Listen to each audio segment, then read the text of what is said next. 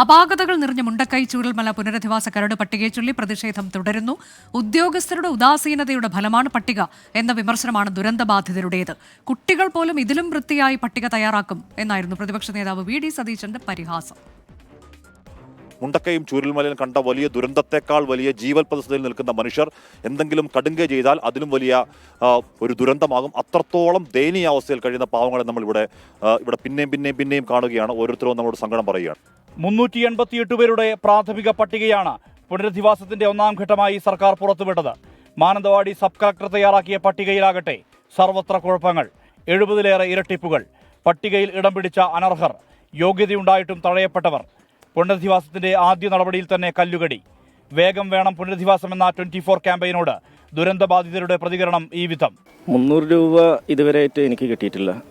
പിന്നെ വാടക കൃത്യമായി കിട്ടുന്നുണ്ട് 6000 രൂപ. പിന്നെ ചികിത്സാ ഫണ്ട് എന്ന് പറഞ്ഞിട്ട് 50,000 രൂപ മാത്രമേ കയറിയിട്ടുള്ളൂ. വൈഫിൻ്റെ വലത്തെ കൈ നഷ്ടപ്പെട്ടാണ്.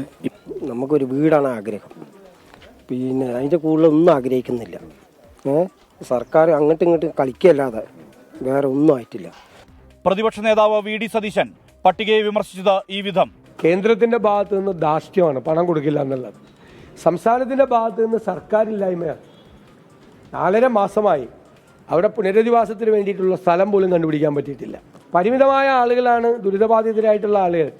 ആ ദുരിതബാധിതരുടെ പട്ടികയിൽ പോലും 100 പേരുടെ പേര് ഇരട്ടിപ്പാണെന്നാണ്.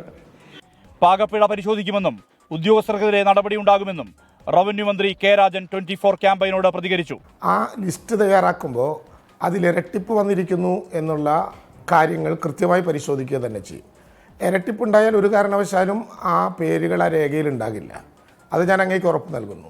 2019 പുത്തുമല ദുരന്തത്തിന്റെ പുനരധിവാസ അനുഭവവും 24 ക്യാമ്പയിൻ വരച്ചുകാട്ടി. ഇത്രമാത്രം ഒരു ദൈന്യത ഇവിടെയുണ്ട്. കാരണം 2 കുടുംബങ്ങളെ മാത്രം ഇതിൽ നിന്ന് മാറ്റി നിർത്തപ്പെടുന്ന ഒരു സാഹചര്യം. ആ 2 കുടുംബങ്ങൾ ഇവിടെ മഴക്കാലത്തൊക്കെ ഭീതിയോടുകൂടി കഴിയേണ്ട ഒരു സാഹചര്യം. അതൊരിക്കലും അങ്ങനത്തെ ഒരു അവസ്ഥ ഇവിടെ നിലനിൽക്കുന്നുണ്ട് ഈ പുത്തുമല പുനരധിവാസവുമായി ബന്ധപ്പെട്ട്. 24 വയനാട്.